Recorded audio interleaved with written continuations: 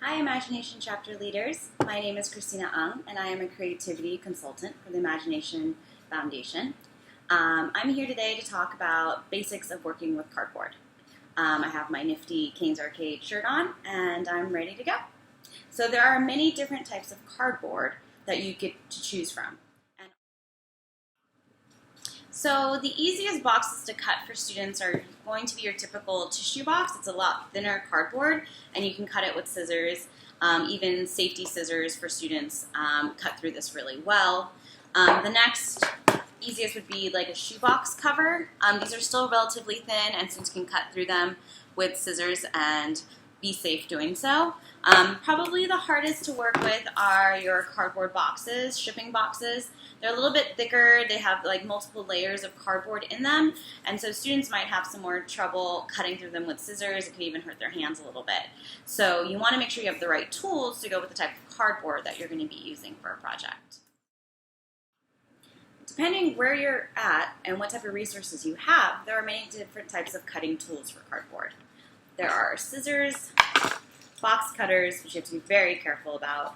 One of the rules I have with my students is I always have the box cutter, and I don't leave it hanging around for other kids to maybe pick up and hurt themselves.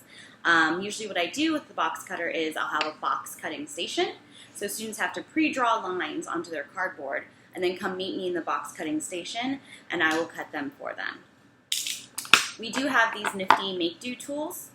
They're like little plastic saws that students can use, and they're pretty safe. They won't cut their hands, but they still do cut through cardboard, which is great. They're a little loud, so just be ready for the noise level. These saws also have a great little poking tool at the end that can poke great holes for you to also use make-do screws in. These are the make-do plastic screws that screw right into cardboard, and they actually really hold things together really well. You will need the special make-do screwdriver to be able to screw in these special screws.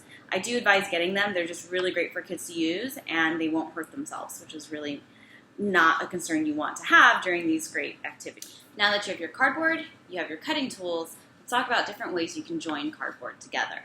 The most ideal is packing tape.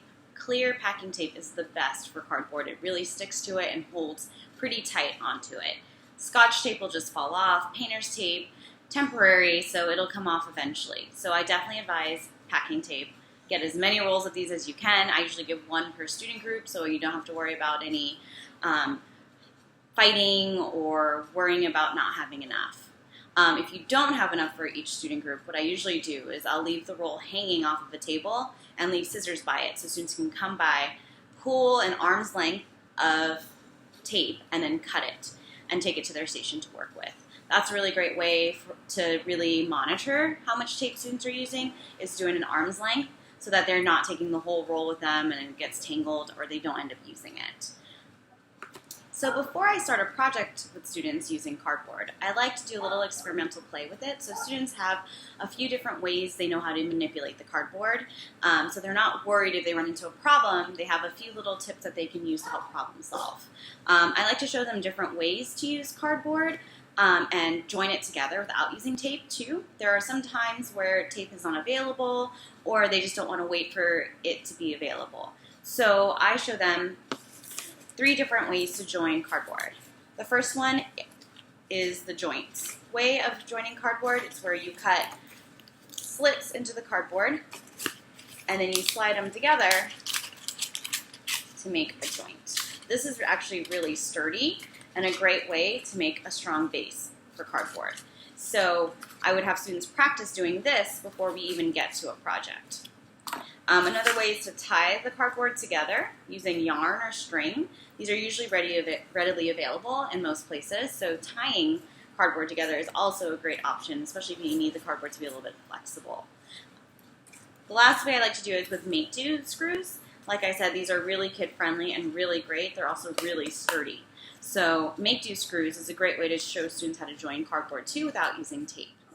I hope you learned some basic tips on working with cardboard with your students. Feel free to contact me if you have any other questions or need some help getting started with cardboard.